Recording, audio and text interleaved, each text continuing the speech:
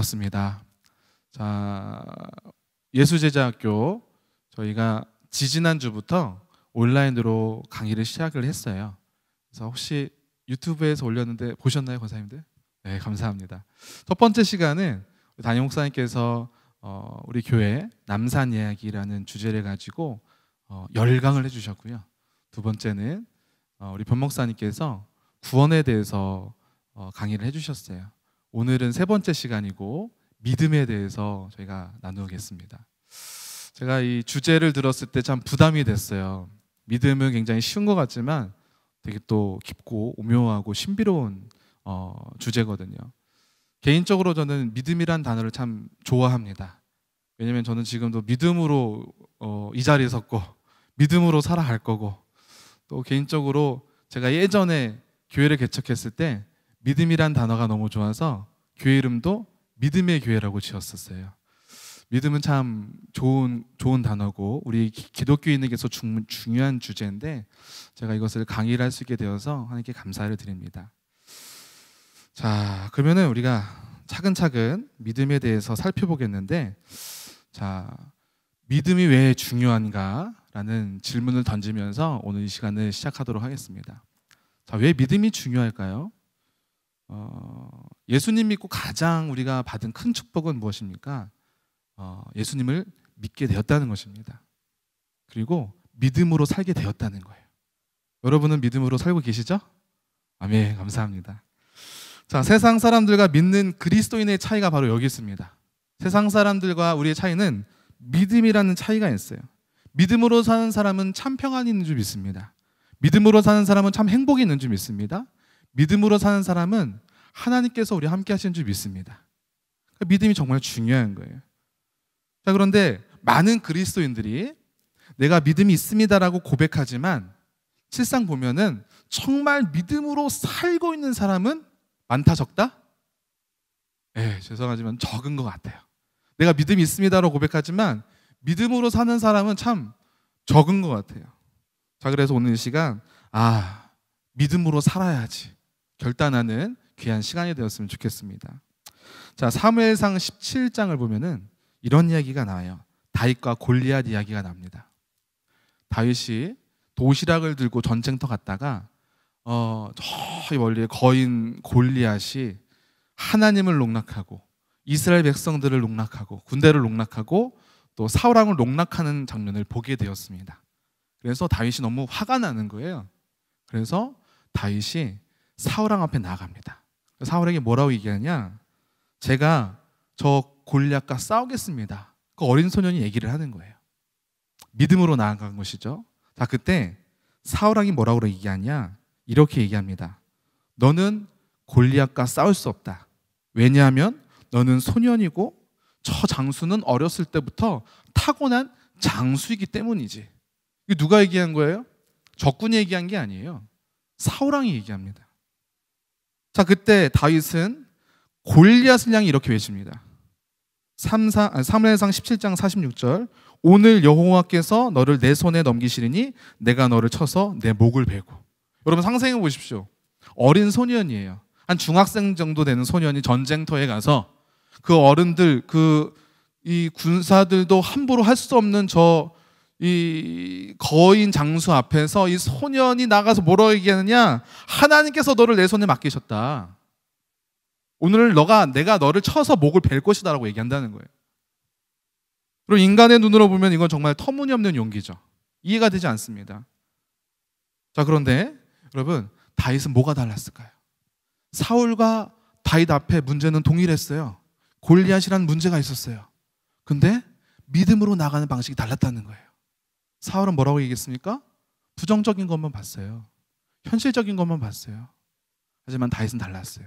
믿음의 눈으로 봤다는 것입니다. 우리 그리스도인들이 그렇게 믿음으로 살아가야 되는 줄 믿습니다. 이게 세상 사람들과 또 믿음으로 사는 것, 이것이 바로 성경이 얘기하는 우리의 예시입니다.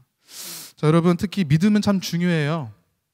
이렇게 말세를 살아가는 우리 때 왜 중요하냐? 기독교는 많은 다양한 진리들이 있습니다.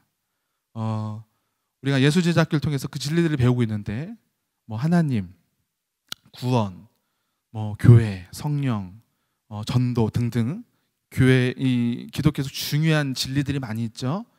네, 이 말세 때 사단이 제일 공격을 많이 하는 진리는 무엇일까요? 믿음입니다. 믿음을 우리를 흔들리게 해요.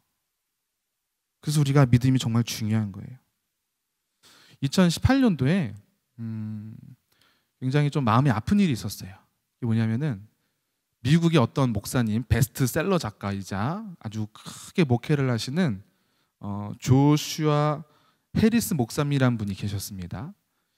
우리나라에서는 한 20년 전에 되게 유명했던 책이었는데 노 데이팅이라는 책을 쓰신 분이었어요. 근데 그 책이 어떤 책이냐면은 좀 보수적인 내용이에요. 젊은이들한테 노 데이팅, 말 그대로 이제 데이트하기 전에 아무것도 하지 말아라. 그러니까 혼전순결을 얘기하고 또 우리가 서로 잘 모르는데 허튼 짓 하지 말아라.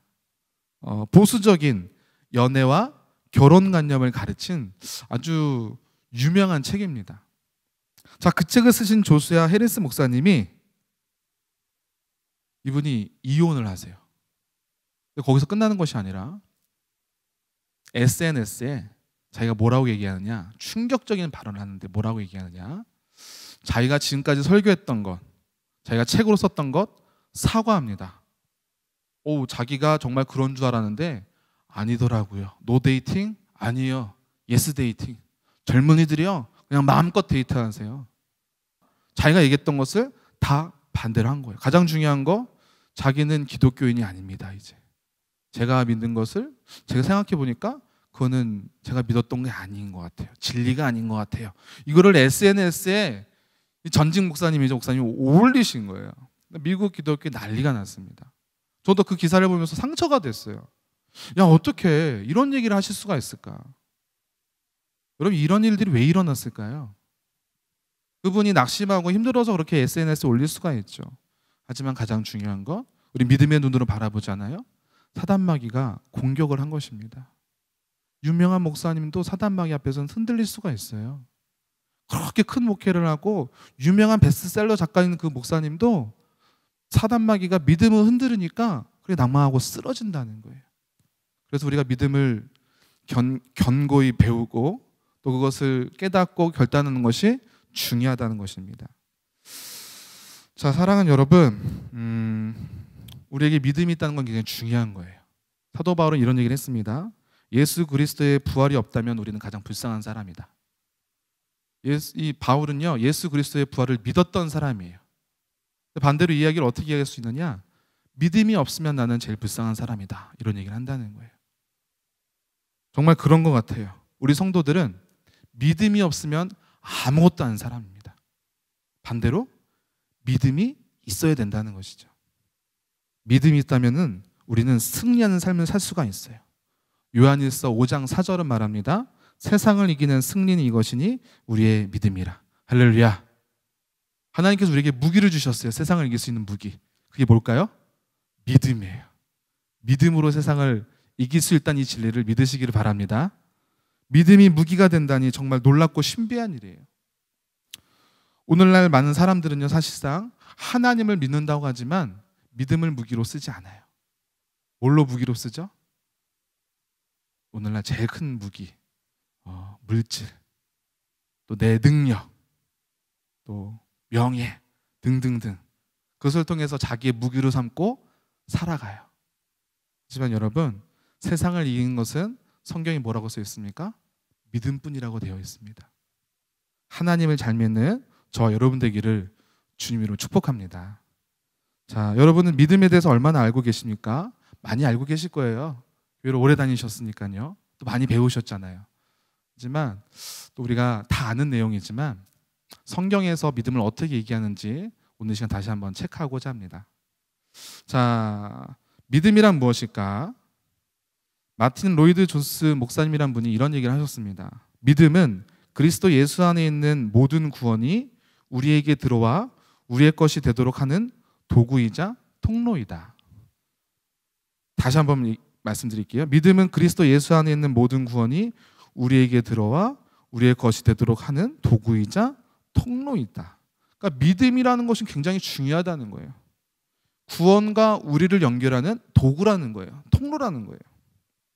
자, 여러분, 세상에서 말하는 믿음과 이 성경이 말하는 믿음은 달라요. 여러분 알고 계시죠? 세상에서도 믿음이란 단어를 써요.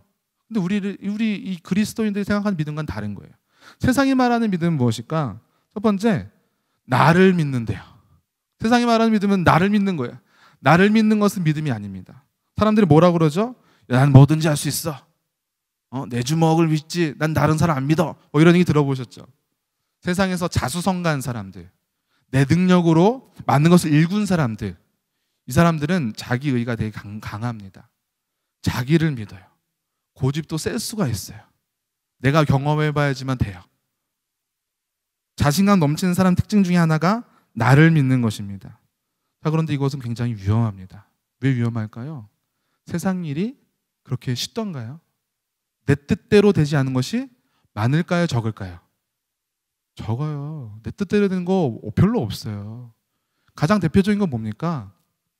죽음에 대한 문제. 죽음이 우리가 정합니까? 아니죠. 건강에 대한 것도. 우리가 사랑하는 사람들이 갑자기 병원에 가잖아요. 그렇죠? 그 우리 뜻대로 되는 것이 아니잖아요. 근데 어떻게 나를 믿습니까? 자, 우리 믿는 사람들 어떻게 고백합니까? 내게 능력 주신 자에서 내가 할 수 있다. 이렇게 고백하지 않습니까? 우리가 할 수 있는 것이 아니라 내게 능력 주시는 자 안에서 내가 모든 걸 할 수 있다 고백한 사람은 그리스도인인데 세상 사람들은 뭐라고 얘기합니까? 나를 믿지. 뭐 이렇게 얘기를 한다는 거예요. 자, 두 번째, 세상에서 말하는 믿음은 무엇입니까? 요행을 바래요. 요행을 바라는 것도 믿음입니다. 자, 뭐 어떻게 하면 되겠지 뭐. 설마 내가 망하기라도 하겠어? 요행을 바라는 거, 한방 인생 역전 바라는 거, 세상이 생각하는 믿음인데 이거 믿다가는 망하죠. 자, 세 번째, 대책 없는 낙관주의도 믿음이 아니라는 거예요. 모든 것이 다 시간이 해결해 줄 거야. 그래서 그냥 아무 생각 없이 그냥 낙관적으로 살아가는 거. 긍정적으로 살아가는 거 굉장히 중요하죠. 하지만 대책도 없이 살아가는 거, 그거 굉장히 위험하다는 거예요. 여러분, 가만히 놔두면 해결이 되나요? 가만히 놔두면 해결이 되지 않습니다. 가장 큰 예가 뭐가 있을까요? 코로나죠, 코로나. 코로나 우리가 지금 벌써 감사하게 확진자가 수십 명대로 떨어졌대요. 그게 가만히 둬서 해결된 걸까요? 아니에요. 우리가 불편함, 그리고 또 통제에 따라서 또 그 관계자들이 열심히 노력해서 이루어진 결과입니다. 자, 세상에서는 나를 믿는 거, 요행을 바라는 거, 대책 없는 낙관주의, 이것을 믿음이라고 생각하지만 우리 그리스도인들은 그렇게 생각하지 않습니다. 그럼 믿음은 무엇일까요? 성경에서 말하는 믿음 우리가 함께 살펴보았으면 좋겠습니다. 자, 저만 얘기하니까 재미가 없는 것 같아요. 저를 한번 따라해 주세요. 자, 믿음은 새로운 삶의 시작이다. 네, 감사합니다. 자, 로마서 4장 18절은 이렇게 말합니다. 아브라함이 바랄 수 없는 중에 바라고 믿었으니 이는 내 후손이 이가 되리라 하신 말씀대로 많은 민족의 조상이 되게 하려 하심이라. 아멘. 자, 여러분 아브라함 아실 거예요. 아브라함은 처음부터 하나님을 믿었던 사람인가요? 아니죠. 아브람이었죠. 예. 하나님께서 어느 날 나타나셔서 그를 콜링하셨어요. 아브람은 하나님을 모르는 사람이었는데 하나님을 보고 어떻게 했습니까? 믿고 나아갔어요. 자기의 고향 본토를 떠나 하나님 말씀하신 땅으로 나아갔어요.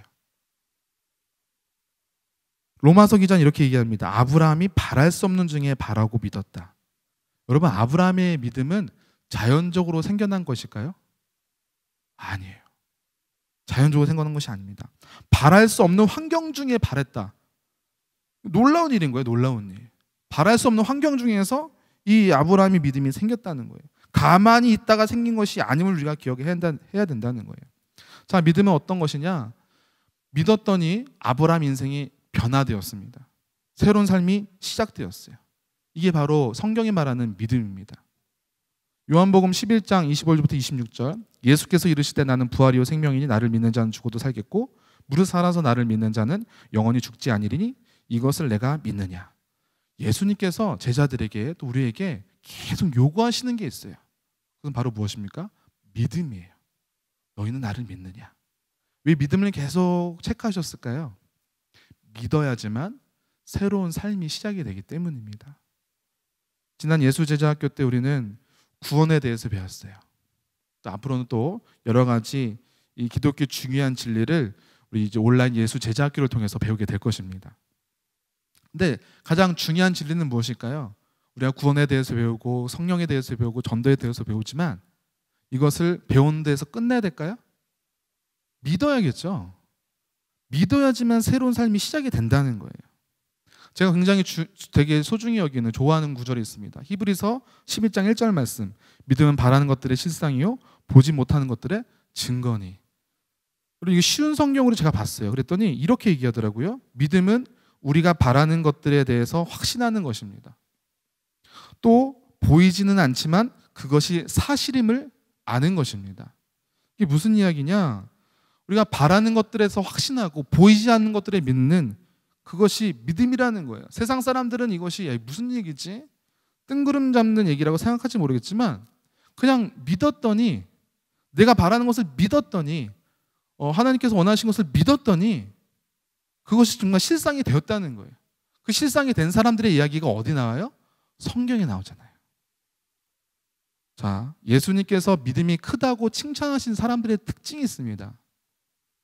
그 사람들은 누구였을까? 천대받은 사람들이었어요. 가난한 여인, 로마 백부장 같은 이방인들, 그들은 예수님께서 믿음을 칭찬하셨어요. 자, 근데 반대로 예수님 믿음이 작다고 꾸짖은 사람이 있습니다. 누굴까요? 예수님과 가장 가까이 있었던 수제자 베드로.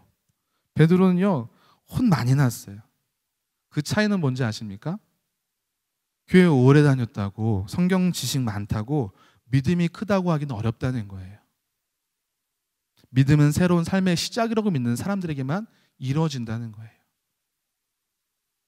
여러분, 이 백부장을 기억했으면 좋겠습니다. 백부장 다 아시죠? 백부장은 이방인이었지만 어떻게 믿었느냐? 예수님께서 가라고 하시면 가고 오라고 하시면 오라는 것을 믿습니다. 저희 집에 오실 필요 없습니다. 예수님께서 나을 거라 하면 분명히 나을 것입니다. 저는 믿습니다. 바라는 것들의 실상이요 보지 못하는 것의 증거니라고 믿었던 믿음의 소유자였습니다. 그래서 무엇을 경험합니까? 기적을 경험하고 새로운 삶을 경험해요. 성경이 말하는 첫 번째 믿음은 새로운 삶의 시작이다. 기억하는 저와 여러분 되었으면 좋겠습니다. 자, 두 번째, 한번 저를 따라해 주시겠어요? 믿음은 하나님의 선물이다. 에베소서 2장 8절은 말합니다. 너희는 그 은혜에 의하여 믿음으로 말미암아 구원을 받았으니 이것은 너희에게서 난 것이 아니요 하나님의 선물이라. 할렐루야. 믿음은 누구의 선물입니까? 하나님의 선물이에요. 우리 모두는 하나님의 선물을 받은 행복한 사람인 줄 믿습니다. 자, 이 선물을 받으려면요, 근데요, 조건이 있어요. 우리도 선물 아무나 주지 않잖아요. 그렇죠? 선물은 우리가 사랑하는 사람한테 주지 않습니까? 우리가 감정이 또 이렇게 가는 사람한테 주잖아요. 하나님도 마찬가지세요. 하나님이 이 선물을 주시는데 아무에게나 주지 않으시고 누구에게 주신다? 누구한테 주실까요? 말씀을 듣는 자에게 주신다는 거예요. 자, 왜 그렇습니까? 믿음은 뭐에서 난다? 들음에서 나기 때문입니다. 자, 로마서 10장 14절을 말합니다. 그런즉 그들이 믿지 아니하는 일을 어찌 부르리요? 듣지도 못한 일을 어찌 믿으리요? 전파하는 자가 없이 어찌 들으리요? 그러니까 믿음이라는 것은요, 누군가 하나님의 말씀을 전할 때 생긴다는 거예요. 한번 생각해 보세요. 여러분 어떻게 예수님 믿게 되셨습니까? 우리 남산교회는 대부분이 모태신앙이 많거든요. 또 기독교 집안이 많으셔서 누구한테 말씀을 들었을까요? 부모님께 들었던 거예요. 사랑하는 가족한테. 우리도 말씀을 들었기 때문에 믿음이란 하나님의 선물을 받았던 것입니다. 로마서 10장 17절. 그러므로 믿음은 들음에서 나며 들음은 그리스도의 말씀으로 말미암았느니라. 그러니까 말씀이 제일 중요한 거예요. 왜 말씀이 중요합니까? 말씀을 통해 우리가 믿음이 생기기 때문에. 그래서 많은 사람들이 어떻게 합니까? 말씀을 증거하는 거예요. 때를 얻든지 못 얻든지. 디모데후서 4장 2절 말씀. 너는 말씀을 전파하라. 때를 얻든지 못 얻든지 항상 힘쓰라. 범사에 오래 참음으로 가르침으로 경책하며 경계하며 권하라. 그러니까 하나님께서 우리에게 원하시는 건 뭐냐? 말씀을 계속 전달하는 거예요. 전도할 때 기본이 뭐죠? 예수님 믿으세요 하면서 말씀을 증거한다거나, 아니 우리가 뭐 예전 전도주 좋지만 유튜브 영상 시대가 열리면서 좋은 말씀 같은 거, 또 요즘 막 그런 거 많잖아요. 내가 사랑하는 사람을 전도하고 싶을 때 유튜브 주소나 이런 거 보내신 분도 많으시더라고요. 한번 들어봐. 너 힘들지? 들어봐. 우리가 보통 이렇게 전도하지 않습니까? 왜 그렇습니까? 말씀을 통해서 믿음이 생기기 때문이죠. 자, 근데 하나님께서도 그 말씀을 하셨어요. 나는 너희들을 자녀 삼을 때 말씀으로 낳는다. 야고보서 1장 18절 말씀. 자기의 뜻을 따라 진리의 말씀으로 우리를 낳으셨느니라. 아멘. 뭐로 우리를 낳으셨더라고요? 진리의 말씀 우리를 낳으셨대요. 우리가 자녀된 이유는 무엇입니까? 말씀 우리를 낳으셨다는 것입니다. 자, 예수님도 이 모든 공생의 기간을 마치시고 부활하시고 승천하신 이후에 뭐라고 말씀하십니까? 말씀의 중요성을 가르치셨어요. 마태복음 28장 20절 말씀. 내가 너희에게 분부한 모든 것을 가르쳐 지키게 하라.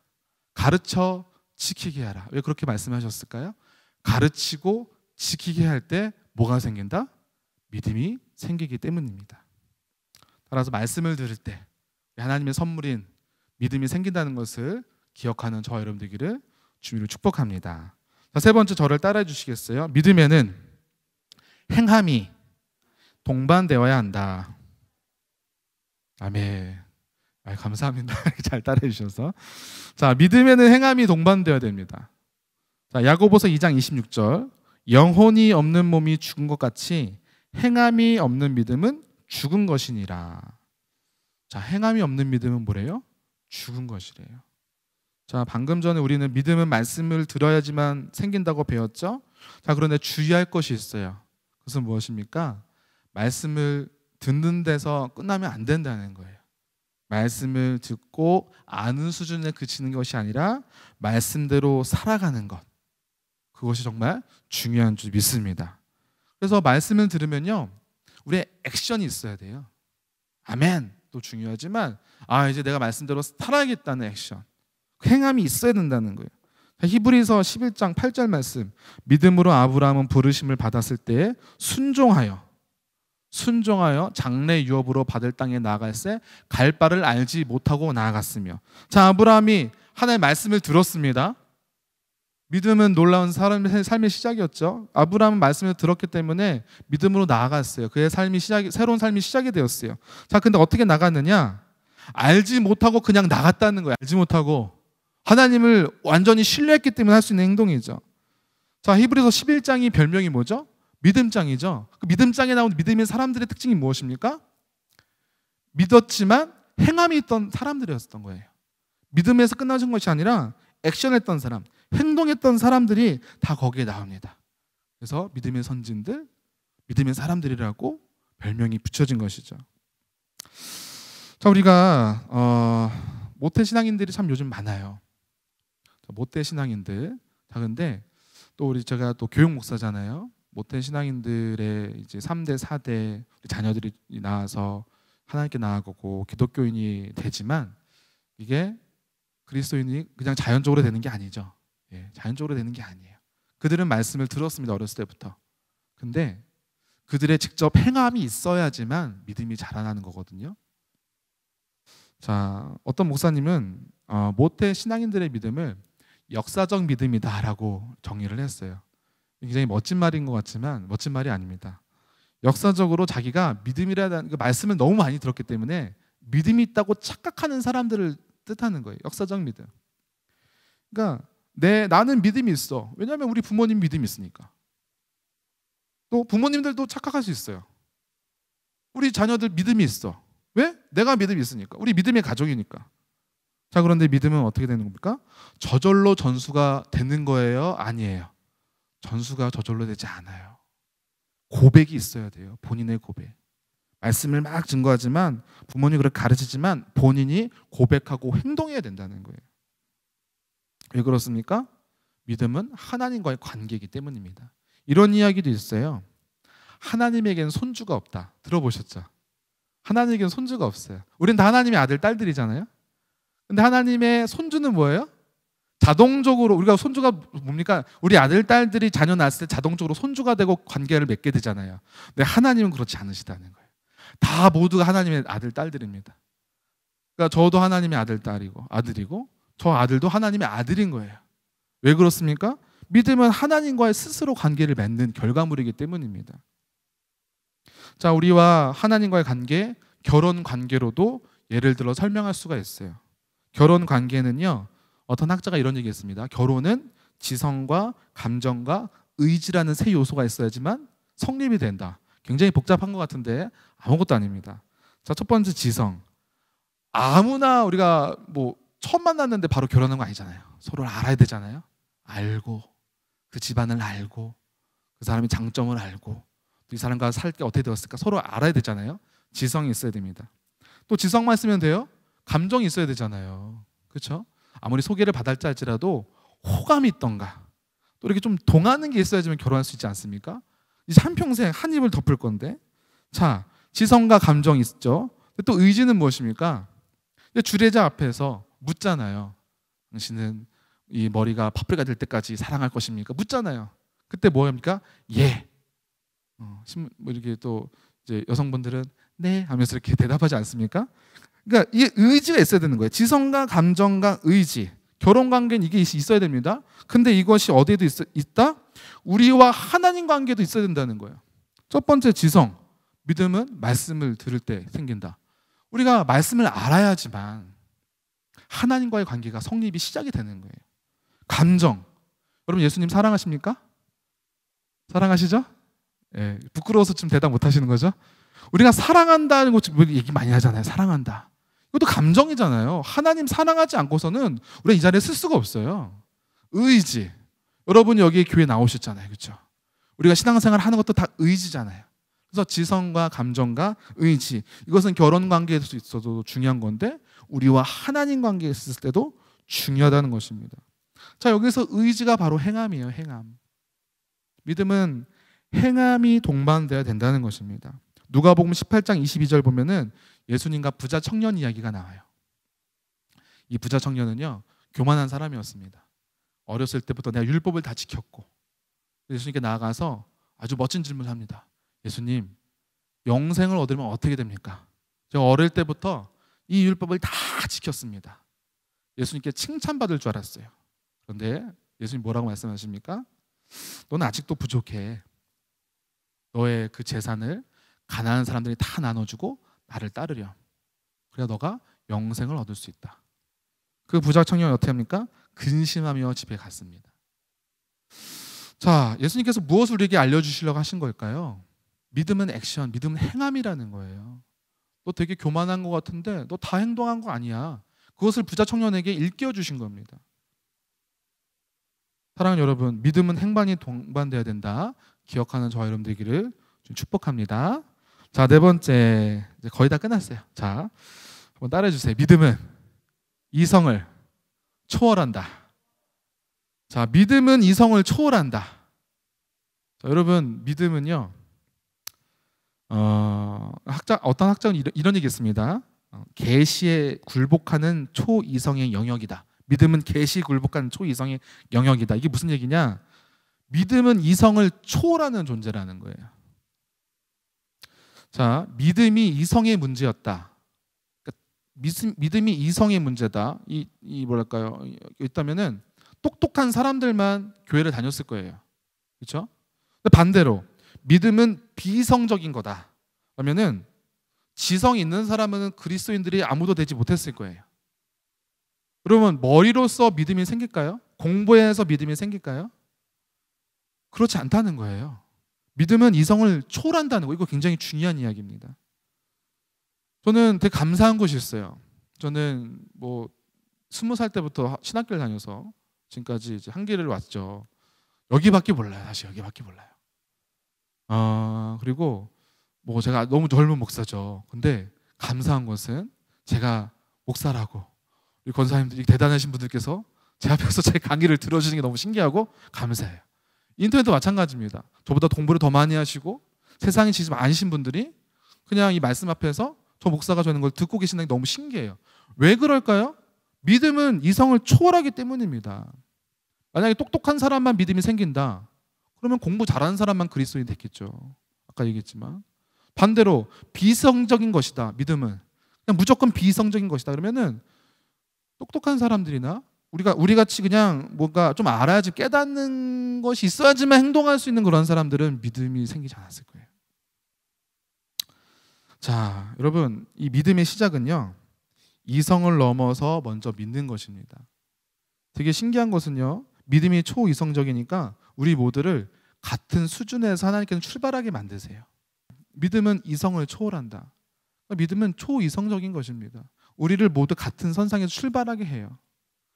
저기 서울대 교수님이든 아니면은 공부와 담산 사람이든 믿음은요, 이성을 초월하기 때문에 누구든지 예수님 믿을 수가 있다는 거예요. 할렐루야. 자, 사람이 마음으로 믿어 의에 이르고 입으로 신하여 구원에 이르느니라. 자, 로마서 기자는 말합니다. 믿음의 시작은 뭐냐? 이성을 넘어 먼저 믿는 것이다. 우리의 머리로서 이해되는 게 성경에는 그렇게 많지 않아요. 그렇죠? 가장 큰 게 무엇입니까? 여러분, 부활 이성적으로 믿어지세요? 부활? 제가 직업 특성상 장례식장 많이 가는데 부활에 대해서 늘 고민을 합니다. 부활은 뭘까? 이성적으로 도저히 상상이 안 가요. 자, 창조 얘기해 볼까요? 창조 이성적으로 믿어지세요? 교회에서 많은 노력이 있습니다. 그리고 이성적으로 믿으려는 노력. 하지만 그것은 한계가 있어요. 왜 한계가 있을까요? 하나님 우주보다 크신 분이신데 먼지보다 못한 우리가 하나님의 그 놀라운 진리를 이해한다는 것 자체가 말이 되지 않잖아요. 믿음은 이성을 초월하는 것이에요. 내려놓을 때만 우리가 믿을 수가 있는 거예요. 그래서 예수님 뭐라고 말씀하셨습니까? 천국은 어린아이와 같은 마음으로 갈 때 들어갈 수가 있다. 믿음도 마찬가지예요. 우리가 순수하게 성경을 받아들일 때 그래야 믿음이 생기는 것입니다. 할렐루야. 자, 마지막입니다. 따라하겠습니다. 믿음은 지식으로 깨닫는 것이다. 자, 믿음은요, 또 초이성적이기도 하지만 지식의 요소가 필요합니다. 믿음은 막연한 느낌이 아니에요. 믿음은 무언가를 믿는 거예요. 그래서 우리가 무엇을 믿는지 아는 게 굉장히 중요합니다. 그래서 예수제자학교에 오신 여러분이 대단하신 거예요. 무엇을 배우러 오셨으니까. 자, 베드로전서 3장 15절 말씀. 너희 마음에 그리스도를 주로 삼아 거룩하게 하고 너희 속에 있는 소망에 관한 이유를 묻는 자에게는 대답할 것을 항상 준비하되 온유와 두려움으로 하고. 자, 주님께서 우리에게 원하시는 건 무엇이냐? 이 소망에 관해 이유를 묻는 자, 그들 뭐 진리의 궁금증을 갖는 사람들이나 예수님에 대해서 궁금증을 갖는 사람이나 이 전도 대상자들이나 그들에게 늘 뭔가 대답할 수 있는 그 지식이 있어야 된다는 거예요. 그 지식은 무엇일까요? 성경이겠죠. 하나님 말씀이겠죠. 자, 믿음은요, 이해하는 수준에서 끝나면 안 돼요. 믿음은 깨달아야 됩니다. 할렐루야. 사실 우리가 신앙생활 오래 하면서 겪는 것이 이런 게 있습니다. 우리가 알긴 알 것 같아. 근데 설명하기엔 굉장히 애매해. 뭐라고 누구한테 패스합니까? 누가 이렇게 자녀들이나 손주들 물어봐요. 할머니, 엄마 이거 뭐야? 그건 목사님한테 물어봐. 선생님한테 물어봐. 이러지 않습니까? 근데 여러분들도 먼저 아셔야 돼요. 복음은 나만의 복음이 있어야 돼요. 내가 설명할 수 있는 예수님이 좋다. 왜 좋은지 설명하실 수 있어야 돼요. 여러분만의 그 성경 지식이 있으셔야지만 아까 뭐라고 그랬죠? 소망에 관해 이유를 묻는 자에게는 대답하고 항상 준비해야 돼. 우리가 지식이 있어야 된다는 거예요. 그냥 믿음은 지식으로 깨닫는 것이기 때문에 나도 깨달아야지 남들도 깨달을 수 있게 하는 거예요. 저도 이 예수제자학교 믿음에 대해서 강의 준비하면서 너무 부족한 강의지만 그렇지. 저도 막 고개 끄덕이면서 준비하게 되었어요. 자, 로마서 10장 9절 말씀. 내가 만일 내 입으로 예수를 주로 시인하며 또 하나님께서 그를 죽은 자 가운데서 살리신 것을 내 마음에 믿으면 구원을 받으리라. 자, 구원을 받을 때 내 마음에 믿어야 될 것인데 그것은 무엇입니까? 예수님은 그리스도시다. 예수님은 죽은 자 가운데 살아나셨다. 그 지식을 믿을 때 구원받는다는 거예요. 여러분 생각해 보십시오. 새가족 때 뭘 많이 가르치죠? 성경 말씀을 가르치잖아요. 구원에 대한 진리를 가르치잖아요. 예수님은 살아계신 주님이십니다. 하나님은 삼위일체 하나님이십니다. 이런 기본적인 상식 우리가 다 알고 있는 것들을 가르쳐요. 왜 그렇습니까? 믿음은 지식으로 깨닫는 것이기 때문입니다. 로마서 10장 10절 아까도 했지만 사람이 마음으로 믿어 의에 이르고 입으로 시인하여 구원에 이르느니라. 자, 믿었습니다. 근데 더 나아가야 되죠. 믿음의 진보 단계가 있어야 되잖아요. 입으로 시나요. 뭔가를 듣고 아 맞아 아멘 아멘 아 그렇구나 아멘 입으로 신할 때 구원에 이른다는 거예요. 자, 예수님도 그 그것을 강조하셨죠. 자, 여러분 생각해 보면 우리가 믿어야 될 교리들이 굉장히 많습니다. 대표적인 게 뭐가 있을까요? 우리가 죄인임을 깨달아야 돼요. 그렇죠? 이거 굉장히 중요한 부분이에요. 내가 왜 죄인입니까? 하면은 다시 그분의 믿음은 다시 한번 생각해 봐야 되는 거죠. 또 뭐가 있을까요? 하나님이 어떤 분이신지 그 지식을 알아야 돼요. 그렇죠? 하나님을 어떻게 해야 되니까 대표적인 게 하나님의 성품이겠죠? 하나님 어떤 분이시다. 하나님은 전지전능하시다. 무소부재하시다. 하나님은 사랑이 많으시다. 인자하시다. 성실하시다. 공의하시다. 이거를 우리가 알 때 더 은혜가 되잖아요. 그렇죠? 또 그것을 알 때 우리가 더 기도할 수 있잖아요. 또 무엇을 또 우리가 알아야 되죠? 삼일째 하나님, 성부 하나님, 성자 하나님, 예수 그리스도, 성령 하나님. 성령님도 우리 신앙생활 때 너무나 중요한 부분이잖아요. 그래서 우리가 알 때 믿음이 더 성장하는 것이거든요. 우리가 이것을 믿고 깨달아 입으로 신할 고백할 때 우리가 구원받는 것입니다. 예배 드릴 때 여러분 뭘로 신앙 고백하시죠? 사도신경 하시죠? 사도신경. 여러분 그것을 다 믿으십니까? 아멘. 그리고 여러분 어떻게 믿게 되셨어요? 언젠가 그 사도신경을 배우셨을 거예요. 안 배우셨어도 그것을 보시면서 그렇지 하면서 깨달으셨을 거예요. 그리고 고백을 하시는 겁니다. 믿지 않으면 고백할 수가 없어요. 자, 바울은 다음과 같이 말했습니다. 고린도전서 2장 2절 말씀. 내가 너희 중에서 예수 그리스도와 그가 십자가에 못 박히신 것 외에는 아무것도 알지 아니하기로 작정하였습니다. 자, 사도 바울이 전에 사울이었을 때 어떤 사람이었느냐? 그는 가말리엘 문화에 공부를 잘한 사람. 그리고 로마 사람, 시민권자였죠. 대단한 사람이었어요. 근데 예수님 믿고 어떻게 했습니까? 예수 그리스도와 그가 십자가 못 박히신 것 그 지식 외에는 다 분포처럼 여겼어요. 세상의 지식을 다 내려놓고 지금 이 전도하는 것이 중요하니까 예수 그리스도만 알기로 작정했다는 거예요. 이게 무슨 이야기냐? 정확히 알아야 된다는 거예요. 아까도 말세 이야기가 났지만 말세에는 이단과 거짓 교사들 또 거짓 선지자들이 판을 친다고 그랬어요. 우리 얼마나 미혹하는지 몰라요. 여러분 유튜브로 많이 검색하시죠 말씀. 조회수 많다고 아무거나 보시면 안 돼요. 이단들이 그것을 알아서 거기에 우리가 알 수 있는 이단의 단어 몇 가지 빼고 우리를 현혹합니다. 우리 청년들은 어떤 청년이 이게 너무 좋은 말씀 저한테 보내줬어요. 그러니까 이단이었어요. 청년들도 잘 몰라요. 그냥 아름답게 이미지를 포장하고 귀에 듣기 좋으면은 다 좋은 말씀을 생각을 합니다. 하지만 거기에 뭐가 있어요? 이단의 교묘함과 사단마귀의 유혹이 있다는 거예요. 자, 그것을 우리가 분별하기 위해서는 어떻게 될까요? 어떻게 됩니까? 이런 예수제자학교 같은 또 목회자들이나 우리 신앙의 선배들과 함께 성경 공부를 계속 해야 된다는 거예요. 왜 그렇습니까? 믿음은 지식으로 깨닫기 때문입니다. 특히 말세에는 말씀을 정확히 하는 것이 굉장히 중요합니다. 그것이 올바른 믿음을 가지는데 귀한 과정이 되기 때문입니다. 자, 말씀을 정리하겠습니다. 김영봉 목사님의 나는 무엇을 믿는가라는 책을 보면은 이런 글귀가 있습니다. 나는 목사여서 믿는 사람이 아니라 믿기에 목사가 된 사람이다. 강의 준비하면서 하나님께 기도했어요. 그 글귀가 생각이 났습니다. 하나님, 저도 목사인데 제가 직업이 목사니까 먹고 살아야 되니까 내가 믿지도 않는 거 막 가르치는 그런 사람이 아니라 내가 믿으니까 그것을 가르치는 목사가 되게 해주세요. 기도했습니다. 여러분도 그런 사람이 되었으면 좋겠습니다.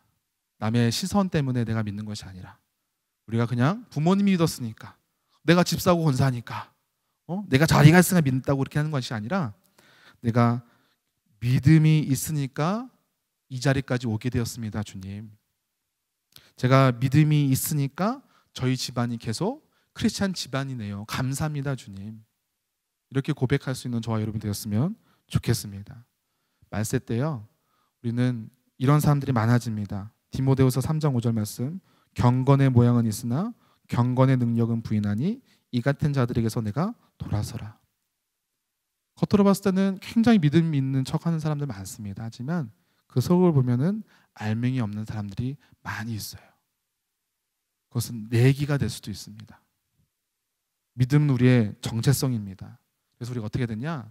내가 믿는다는 것이 무엇인지 잘 깨닫고 말씀을 계속 보고 믿음을 견고히 하고 확인하는 작업이 굉장히 중요하다는 것이죠. 믿음이 왜 중요하냐? 믿음이 있어야 누가 기뻐하실까요? 하나님이 기뻐하시기 때문입니다. 히브리서 11장 6절 말씀, 믿음이 없이는 하나님을 기쁘시게 하지 못하나니 하나님께 나아가는 자는 반드시 그가 계신 것과 또한 그가 자기를 찾는 자들에게 상 주신 이심을 믿어야 할지니라. 우리가 하나님 기쁘시게 할 수 있대요. 근데 그것은 간단한 것입니다. 뭡니까? 우리가 믿음이 있을 때 믿음을 통해 하나님께서는 영광 받으시고 기뻐하신다는 거예요. 그래서 우리가 어떻게 해야 됩니까? 누가복음 17장 5절 말씀처럼 사도들이 주께 여짜오되 우리에게 믿음을 더하소서, 믿음을 더 달라고 기도해야 될 줄 믿습니다. 할렐루야. 예, 귀한 시간 함께 해주신 여러분들을 좀 축복합니다. 여러분, 믿음 너무나 중요합니다. 오늘 했던 거 다시 한번 정리하면, 믿음은 새로운 삶의 시작이고요, 믿음은 하나님의 선물이고요, 믿음은 이성을 초월하는 것이고요, 믿음은 지식을 깨닫는 것입니다. 그것을 기억하면서 오늘도 믿음 있는 사람으로서 날마다 승리하는 저와 여러분 되기를 주님을 축원합니다. 네, 제가 기도하고 마치겠습니다. 하나님 감사합니다. 이렇게 비록 함께 모이지 못하지만 온라인으로 예수 제자학교 세 번째 강의를 이렇게 서로 나눌 수 있도록 인도하시는 분아 감사를 드립니다. 하나님, 정말 하나님 앞에서 믿음 있는 자로 바로 서기를 소망합니다. 믿음이 있어 하나님을 기쁘시게 한다고 하였사오니 정말 이 믿음을 잘 보존하고 믿음 가지고 이 세상에서 승리하며 나아가는 믿음의 사람들이 될 수 있도록 우리 모두를 축복하여 주시옵소서. 특별히 또 우리 자녀들 또한 믿음의 사람들 되길 소망합니다. 우리 가정이 믿음의 가정 되길 소망합니다. 우리 교회가 믿음의 교회가 되길 간절히 소망합니다. 이 믿음 너무나 쉬운 것 같지만 오늘 말씀을 통해서 보니까 너무나 중요한데, 내 믿음은 견고한지 날마다 확인하게 하시고 정말 이 믿음 가지고 주님께 나아가며 오늘도 승리하는 믿음의 모든 백성들 될 수 있도록 축복하여 주시옵소서. 이 모든 말씀 살아계신 우리와 동행하시는 예수 그리스도의 이름으로 간절히 축복하며 기도드렸습니다. 아멘.